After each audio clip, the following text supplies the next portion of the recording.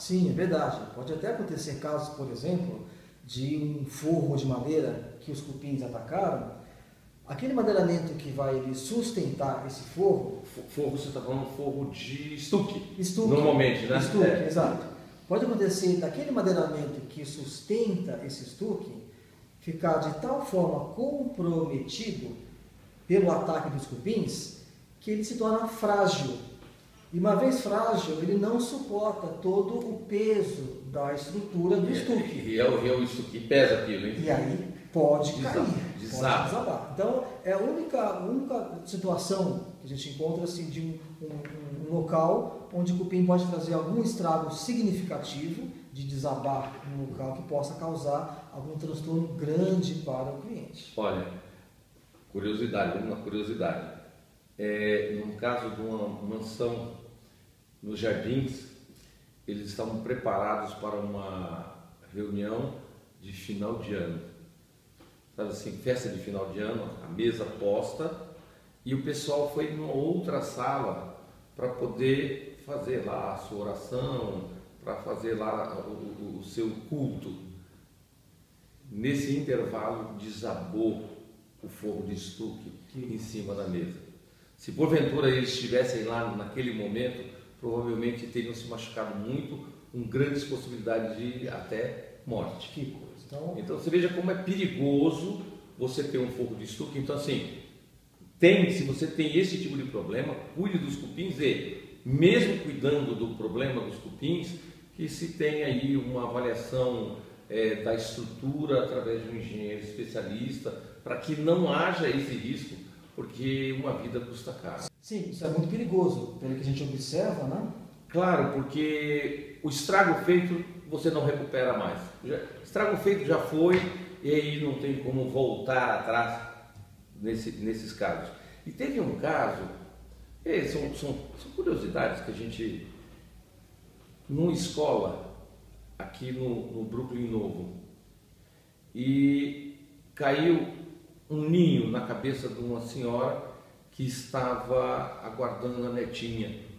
A netinha estava aguardando a saída da netinha e estava chovendo e caiu um ninho na cabeça dela.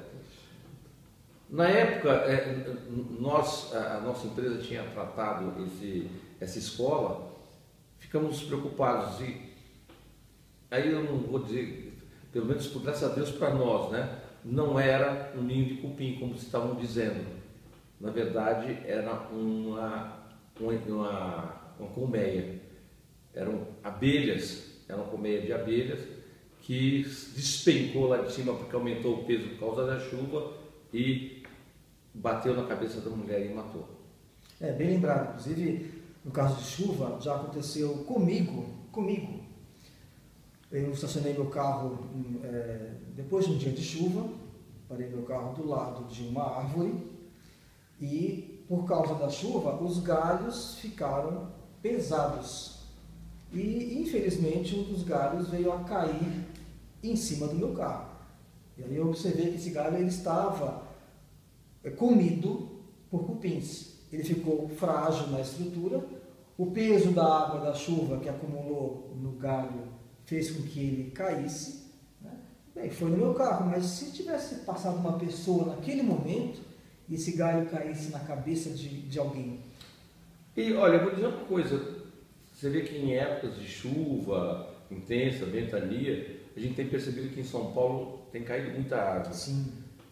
Eu acho que eu não erro muito se eu falar que mais da metade dessas árvores tem já um ataque inicial de cupins em suas raízes e junto com isso vem o apodrecimento do local que foi morto, né, pelos cupins e começam a introduzir água, os fungos vêm, começam a atacar e apodrecem aquela região e na hora que tem um peso maior da água ou um vento um pouco mais forte desaba e tem morrido gente por causa disso. Existem alguns casos de ataque cupim que acontece que a gente não espera. Sim. Fizemos um tratamento numa casa aqui nos Jardins, onde os cupins depois do tratamento realizado voltaram, nós fomos lá, fizemos reforço, eles voltaram, fomos lá, fizemos reforço, eles voltaram, aí nós começamos a entrar em desespero, porque o que estava acontecendo, o produto não estava sendo eficiente, porque o trabalho que nós fizemos era perfeito, não tinha o que dizer. Aí perguntamos, como era próximo a um jardim, perguntamos se tinha tido alguma árvore que eles cortaram por ali. Aí tinha exatamente, cortamos e está enterrado aqui, acho que estava uns 2 metros da porta. Aí vamos cavar aqui e ver o que está acontecendo. Uma raiz da árvore saía, passava por baixo do alicerce, ia sair no meio da casa. Então era como se fosse um túnel. Túnel que eles estão usando. Da árvore, do topo de árvore até o interior da residência. São muito eficazes. Bypassando bypassando a coluna, a linha de tratamento que a gente fez. Conseguia passar. E aí não tinha jeito de controlar os cupins mesmo. Então, legal, mas... Será que existe alguma abordagem pré-construção ou durante uma reforma seja mais fácil lidar com esse problema, França? Eu acho que por falta de conhecimento, algumas pessoas nos chamam para fazer o trabalho pouco antes deles entrarem. Claro que isso é razoável quando você vai tratar os insetos rasteiros, aí sim, justamente esse o momento. Sim. Porém, no caso dos cupins, ele deve ser feito antes da construção, durante a construção e no final da construção. E se você estiver reformando, durante a reforma, nunca após a reforma efetuada. Caso contrário, você vai começar a ter algumas atitudes que irão danificar o acabamento que você acabou de fazer. Sim. Isso não é adequado. Até porque é mais fácil tratar um imóvel durante a reforma. Vem o madeiramento, vamos instalar, por exemplo, um taco ou assoalho. Então, aquele madeiramento está muito fácil de ser tratado. Está exposto até, antes da instalação, se faz a pulverização, por exemplo, instala e depois faz o acabamento, coloca um sinteco ou bona, etc. Então, é muito mais fácil para o consumidor, para o cliente, contratar durante essa fase. É até mais eficaz. Não, e no caso, e tem ainda um passo anterior. Você tem o contrapiso e para tratar, quando você está numa reforma, você pode tratar tudo o contrapiso. É muito mais fácil. Porque você fura, não tem problema nenhum, não tem acabamento. Quando você vem dar o acabamento, resolve todo o problema estético e de cupins. Aí, perfeito. Muito bem, França. Eu acredito assim que o trabalho para se controlar cupins, aparentemente todo mundo conhece, todo mundo sabe, todo mundo dá pitaco. Todo mundo dá pitaco. Só que o que fazem de besteira e de bobagem é tão grande que realmente, e o grande prejudicado é quem acha que sabe e não sabe, quem acha que conhece e não conhece. Então, nesse caso, no caso principalmente dos cupins de solo, porque são insetos muito vorazes, eles agem muito rapidamente, eles quando chegam no local e começam a atacar, em 3, 4, 5, 6 vezes destroem um armário, por exemplo. Não é isso? Sim. E então acredito assim que é muito importante que vocês tomem preventivamente todas as atitudes, tomem todas as precauções para que você tenha uma casa, um imóvel, seu apartamento livre dos cupins. Por isso é necessário a contratação de uma empresa especializada com profissionais que saberão lidar com a infestação, com a estratégia a ser utilizada para que se possa chegar no controle mais eficaz.